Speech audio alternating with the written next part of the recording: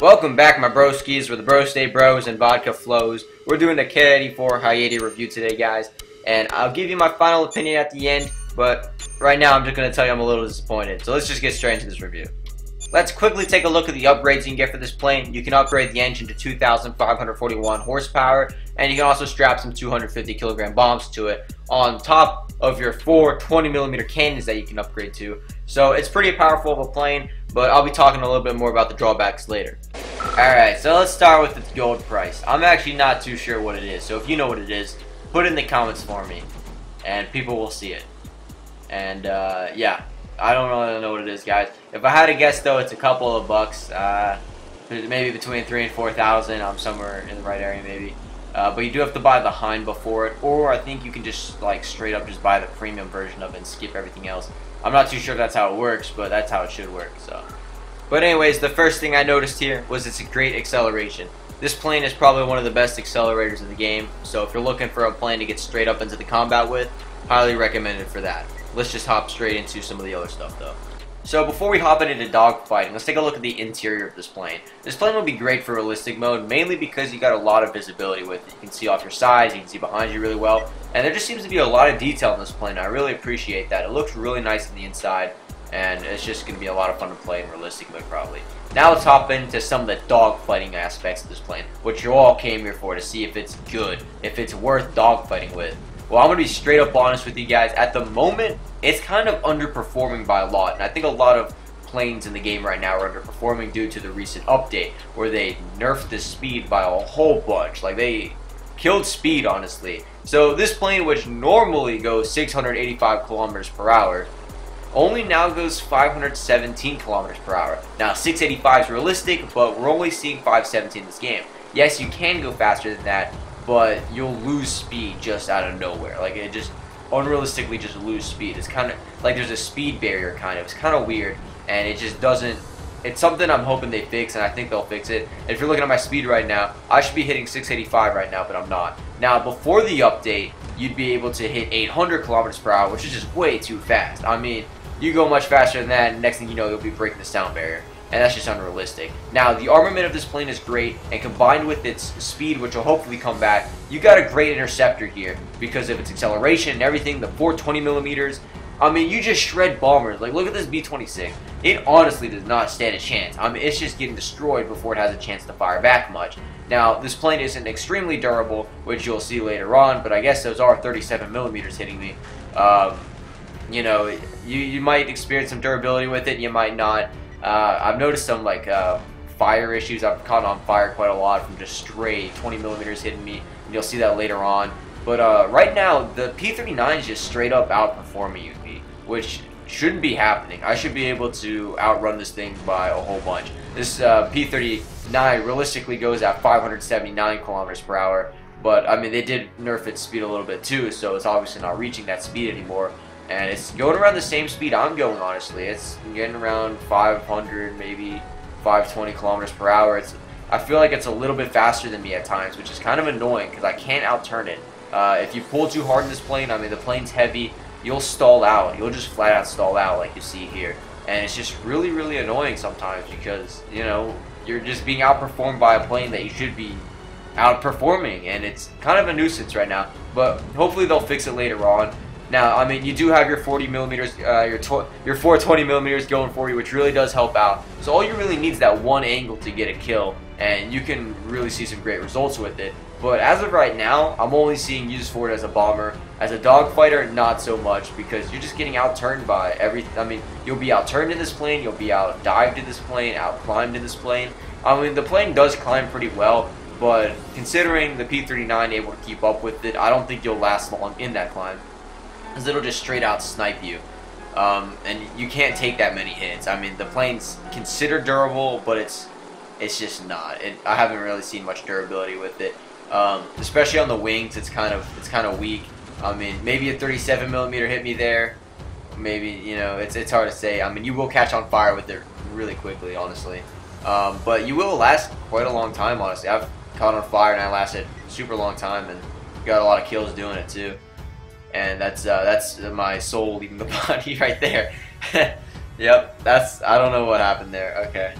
That's kind of interesting though. I mean, that just shows you how frustrating it is.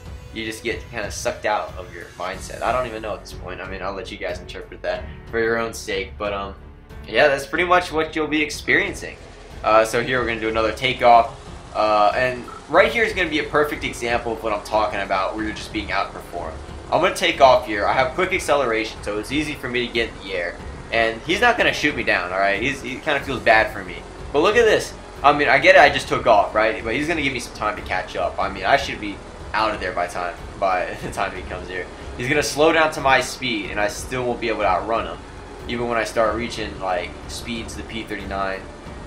Well, I mean, honestly, I should be going faster, but I should be able to outrun this thing. Looks like someone's behind me here, so I mean, I'm going like 500 kilometers per hour. I get it, the P-39 can keep up at that kind of speed realistically, but the plane should be going faster. So I start turning here, and you know, the plane just doesn't turn. It doesn't turn. You might just say, why didn't you just try to like make him overshoot or climb or something?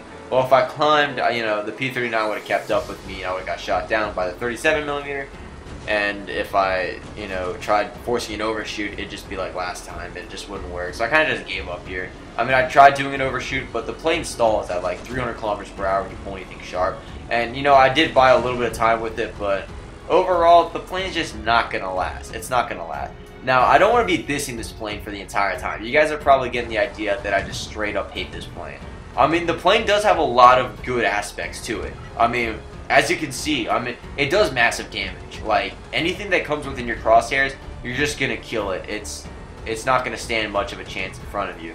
And you can snipe things with this, too. It's really good for just hitting people. I mean, like, if you're behind this, if you're in the gun sights of this plane, just for even the slightest second, with a good pilot there aiming, you're pretty much done for. Like, even if you try pulling an overshoot, American planes just can't out-tank the 420mm.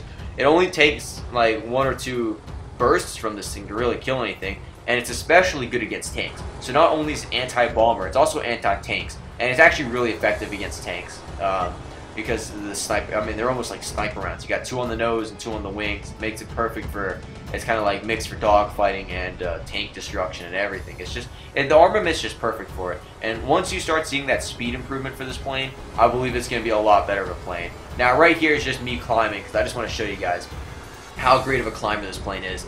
And you know, the speed reduction in my climb, like, it's really slow. Like, I can climb almost forever, and I'm getting a lot of altitude in a really short amount of time, which is quite good, honestly.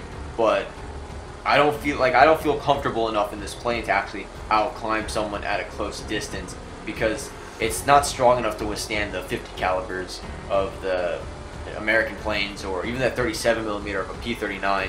But right now it's just being outperformed, which makes it a little bit tricky. But as you can see, I just climbed up to almost 3,000 meters there, which, you know, would outclimb that P-39 for sure, or at least, hopefully, at least.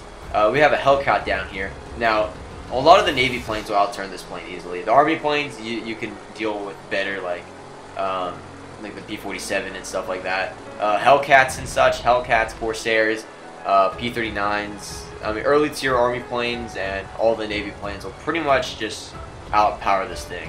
Now, right here is I get shot by a 20mm just out of nowhere. Just one of them hit me. So I just go on a rampage, guys. Now, this might be what they're talking about when they say durability, but my wing's on fire, guys, and I'll be lasting a pretty long time, and I'll just take everything out before I go. Like, I figured, you know what, why not just ground strafe them? You might be just like, why didn't you just kamikaze them? Well, I wanted to get 2 kills, so I might have kamikaze that guy, but I just didn't. I don't know why. I just wanted to see how long I could fly with this thing on fire. And the answer was, I mean, you can fly for quite some time. Although once that wing comes off, you can forget the emergency landing. Maybe I should have lowered my altitude. I was trying to make a crash landing there, but I guess it didn't work out too well. Now, I admire this guy for using the Hellcat over here. The worst Hellcat, as you could say. The F6, F3 or something like that. I don't even know. No one uses it. This guy's using it, though. I hope they make it an XP plane. If it's an XP plane already, it's great, but they need to make it XP plane because it's not good. I don't see enough people use. There's no reason to use it. It's one of the most worthless planes in the games, honestly. But I mean, this is the Ki-84 review, so let's talk a little bit more about it. Here's just another example of me destroying a tank here, and as you can see, it does pretty good damage. Although I didn't kill him there, most of my rounds missed. My teammate in the hind is going to take him out, actually, and I'll get an assist kill for it, luckily. So I mean, it it works out pretty well. If you fly with the comrade in this plane or a wingman or whatever, you'll have a lot more luck with it, because then you'll be able to start using a little bit of your turns and maneuvers a little bit more. But overall, my final opinion on this plane is it's good once it gets buffed. And here's just a head-on-head encounter right here. I didn't really tank anything out much, but I did land a lot of good hits. But yeah, it's good when they update it. When they fix the speed thing, it's going to be a really good plane. But at the moment, it's kind of lacking. Do I recommend getting this? Sure, why not? If you're looking for a really OP plane, then this is it. Because this is going to be the next time. It's going to be a really good plane. It's just at the moment, it's a little bit lacking. But it's not going to be like that forever. Wow, I just straight up kamikaze that guy. Yeah. So yeah, it's a fun plane. Highly recommend it. But at the moment, you might be a little frustrated with it, like myself. I'm gonna go ahead and end this video with the kamikaze for you guys, and just some AA gameplay that hopefully you guys will enjoy. And when they say extreme durability, guys, prime example. The plane is gone, the pilot's gone, but I can still shoot the sucker. And I just found that hilarious. Right. But yeah, overall, great plane. Just wait for the update, guys. It's going to be insanely OP. And that's pretty much it, guys. I hope you enjoyed the review. If you have any questions, leave them down in the comments below. If I missed anything, let me know. I'll be making a part 2 to this when they update the plane. I'd recommend getting it if you want it. But I'd probably, if you're working for a good dogfighter, A6M3s might be the way to go. So take care. See you later next time. Broskies. And someone's at my door.